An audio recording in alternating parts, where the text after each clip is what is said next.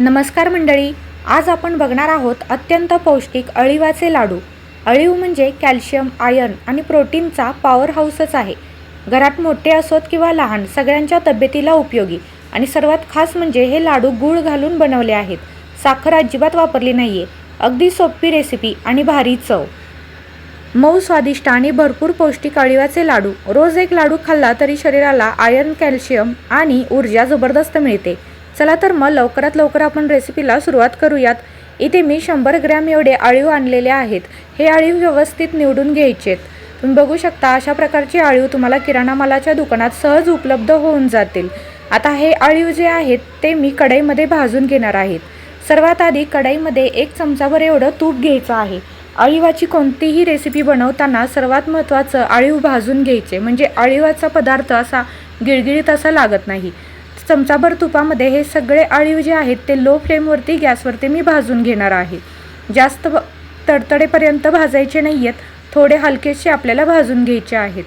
ज्याप्रमाणे व्हिडिओत दाखवले त्याप्रमाणे गॅसची फ्लेम मी इथे लोच ठेवलेली आहे आणि अळीव व्यवस्थित तडतड उडेपर्यंत मी इथे अशा प्रकारे भाजून घेतलेले आहेत।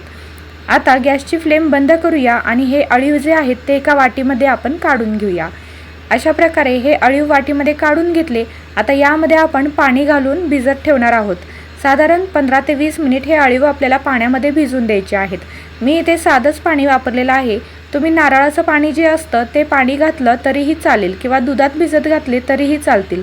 मी साधंच पाणी घेऊन हे अळीव भिजेपर्यंत यामध्ये पाणी घातलंय आणि 15 ते 20 मिनिट व्यवस्थित भिजून देणार आहे। व्यवस्थित मिक्स करायचे पाण्यामध्ये आणि आता 15 ते 20 मिनिटांनंतर तुम्ही बघू शकता अळीव दुप्पट फुललेले आहेत। आता ज्या कढईमध्ये अळीव भाजले होते त्याच कढईमध्ये मी 2 चमचे तूप घेत आहे। तूप व्यवस्थित वितळून द्यायचं आहे आणि आता त्यामध्ये आपण ओला नारळ जो आहे तो खवून घ्यायचा आहे आणि तो घालून घ्यायचा आहे। खवलेला ओला नारळ आहे। तुम्ही याच्यावरचा काळसर भाग जो आहे तो काढला तरी चालेल। मी ते काढून घेतलेला आहे, तुम्ही घेतलात तरीही चालेल।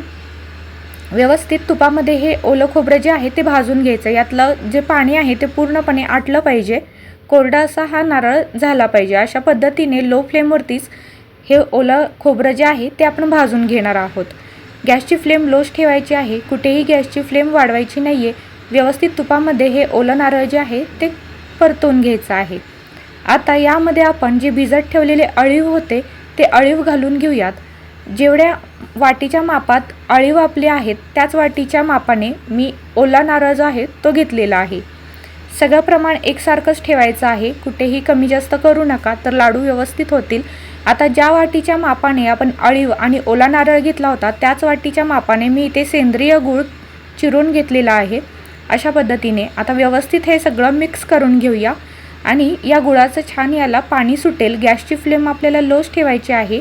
लो फ्लेमवरतीच हा गूळ जो आहे तो विरघळून घ्यायचा आहे। या सगळ्या मिश्रणामध्ये व्यवस्थित लो फ्लेमवरती हे सगळं एकत्र मिक्स करून घेऊया। आता आपण अळीवाचे शरीराला काय काय फायदे होतात ते पाहून घेऊया। सर्वात महत्त्वाचं म्हणजे अळीवामध्ये भरपूर प्रमाणात आयर्न असते, त्यामुळे हिमोग्लोबिन वाढते। त्यातील कॅल्शियम आणि विटॅमिन के मुळे तर हाडे मजबूत होण्यात मदत होते। प्रसूतीनंतर तर ताकद आणि दूध वाढायला उपयोगी पडते। अळीवामध्ये फायबरही जास्त प्रमाणात असते, त्यामुळे पचनक्रिया सुधारते आणि पोट शांत राहतं। अँटीऑक्सिडंट भरपूर प्रमाणात असल्यामुळे रोगप्रतिकारक शक्ती वाढते, वजनही नियंत्रणात राहतं। तसंच आपली जी त्वचा आहे ती चमकदार होते आणि केसही मजबूत ठेवण्यास मदत करतं। आता या सगळ्या मिश्रणामध्ये आपण 1 छोटा चमचा वेलची पावडर घालून घ्यायची आहे आणि मी इथे थोडंसं जायफळ आहे ते किसून घालणार आहे। जायफळ कोणत्याही गुळाच्या पदार्थामध्ये घातलं तर तो पदार्थ आणखीन छान होतो, स्वादिष्ट होतो। आणि थंडीच्या दिवसामध्ये जर तुम्ही हे लाडू बनवत असाल तर जायफळ नक्की वापरा, कारण ते उष्ण असतं आणि शरीराला छान ऊर्जा देतं। आता सगळं काही व्यवस्थित लो फ्लेमवरतीच मिक्स करून घ्यायचं आहे। गुळाचं पाणीही व्यवस्थित आटवून घ्यायचं आहे लो फ्लेमवरतीच। तुम्ही बघू शकता या मिश्रणाचा जो आहे तो अशा प्रकारे इथे गोळा तयार झाला पाहिजे, म्हणजे आपल्याला लाडू व्यवस्थित बांधता येईल। अशा प्रकारे चेक करून घ्यायचं आहे। त्यानंतर गॅसची फ्लेम बंद करायची आहे। आता हे सगळं जे मिश्रण आहे ते एका प्लेटमध्ये काढून घ्यायचं आहे। 10 ते 15 मिनिट याची थोडी वाफ जाऊन द्यायची आहे। सगळं काही व्यवस्थित पसरवून ठेवायचं आहे। मी इथे एक 10 ते 15 मिनिट असंच पसरवून ठेवलं होतं। आता यातली वाफ निघून गेलेली आहे। अगदी सहज याचा लाडू वळता येतो, हात दुखून येत नाही. व्यवस्थित एका हातानेच हा लाडू वळला जातो. लाडू वळून झाला की अशा प्रकारे हातात गोल फिरवायचा, म्हणजे त्याला छान असा आकार येतो. हे पहा, तयार आहे. अजून एक लाडू मी इथे तुम्हाला बनवून दाखवते. अगदी सहज लाडू वळला जातो. हातात गोल फिरवून घ्यायचा, त्याला छान शेप द्यायचा आणि हा लाडू आपला अळीवाचा तयार झालेला आहे. अत्यंत साधी सोपी रेसिपी आणि घरातल्या साहित्यात होणारी आहे. अळीवही फार महाग नसतात. आता या सगळ्या मिश्रणाचे मी ते लाडू तयार करून घेते.